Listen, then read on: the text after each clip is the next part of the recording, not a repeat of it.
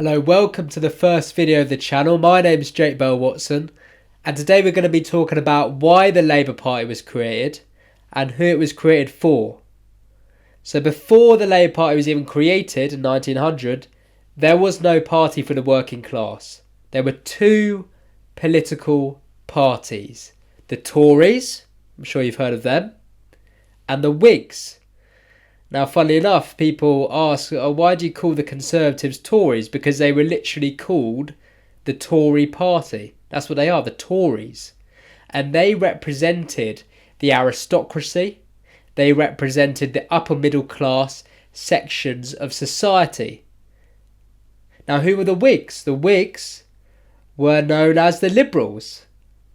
So who did they become? The Liberal Democrat Party. They represented the middle class, still do.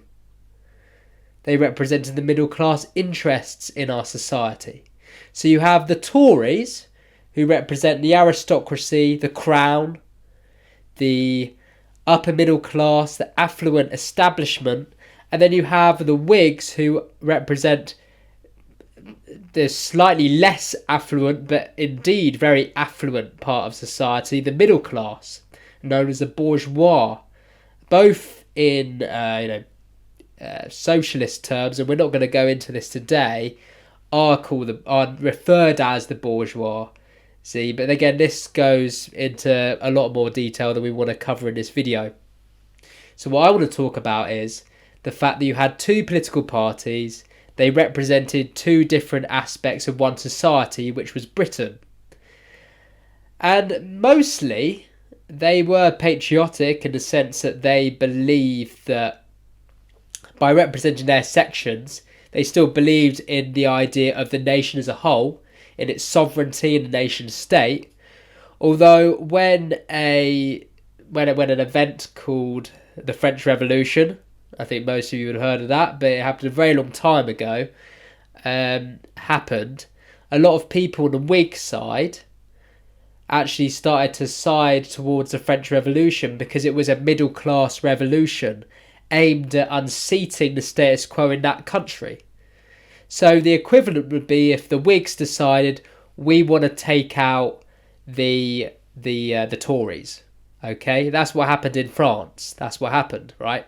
They unseated the aristocracy and created their own regime, a middle class regime, a bourgeois regime. And what followed that was something called the Paris Commune, which can be defined as a proletariat uprising, which again, the proletariat means working class.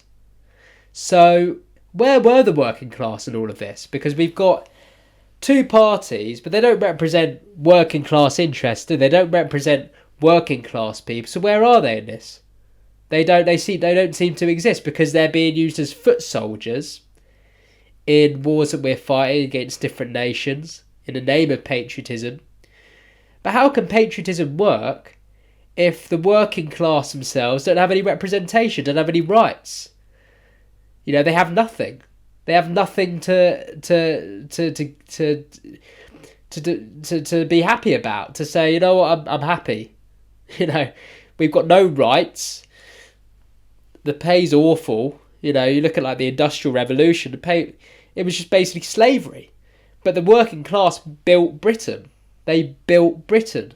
So where's our return for that? That's how the Labour Party came about. Because for years and years and years, and you can look, there was an event, right? So I'll give you another historical event. Again, I'm very sorry if this becomes very historical, but it is important. There was something called the Peterloo Massacre. And that was an example where the working class organised together and they said, we're sick of the way we're being treated. We're going to go on strike. We're going to, show it to them, basically. And, they sent in the Tories and the Whigs, they all sent in the cavalry to put this thing down, and it became a massacre. And it's still remembered by unions and people in the Labour Party today because of how significant that was, because it was an example where working class people organised together and said, we've had enough of this. We've had enough of being treated like rot, being treated like dirt, and we're gonna organise and we're gonna stand up for ourselves. And that's how something called the Labour movement came about. So before we start talking about the Labour Party here, there was something before the Labour Party, and that was called the Labour Movement. And it was a coalition of trade unions. It was a coalition of other organisations which protected the rights of working people and forwarded suffrage for the working class. Because even at this time, working class people couldn't even vote, simply because they were working class. Only the upper class could vote. Not very democratic, is it? And we don't get taught this kind of stuff in school. So the Labour movement birthed the Labour Party. And the Labour Party, birthed in 1900, created to stand up for the workers' rights in Parliament, in the political realms, so actually laws could be implemented that would help workers, help the working class of Britain. So with this party, you essentially get three parties now, and those three parties support three different sections of society. Okay? So you see where this all slots into. So we've got the Tories, who represent the upper class, the establishment, the royal family. You've got the Whigs, the middle classes, right? The kind of affluent types who work for the upper classes.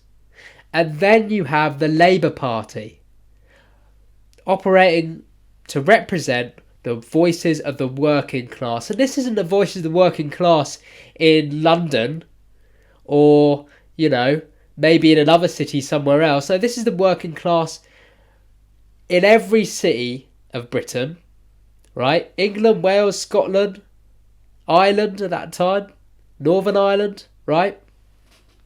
The whole working class were represented by one political entity, the Labour Party, helped with which was part of a broad coalition of trade unions who believed exactly the same thing.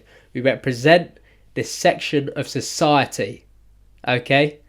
So this is going to bring us on to the other videos of how the Labour Party turned its back on the working class. It stopped listening to what the working class has to say. And what we're seeing now, under the current leadership, I genuinely believe this, and I think a lot of people do, and that's why I've started this campaign, by the way, it is really going under now with the Starmer leadership. It really is. And we can look at, again, we're going to talk about this. We are going to talk about it. But I just want to end the video with one thing, right? People accuse Kier Starmer as being on the right of Labour. Okay? They accuse him as being kind of blue Labour. But in the reality, what makes him even more dangerous, and when I say Kier Starmer, I don't just mean Kier Starmer, I mean all the people around him as well, and the people he's got in his inner circle at the moment, is the fact they're not Labour at all. What they don't believe in what the Labour Party was founded to do, which was represent working class people. And we are now seeing the Labour Party turn into, basically, in my opinion, a red Liberal Democrat party.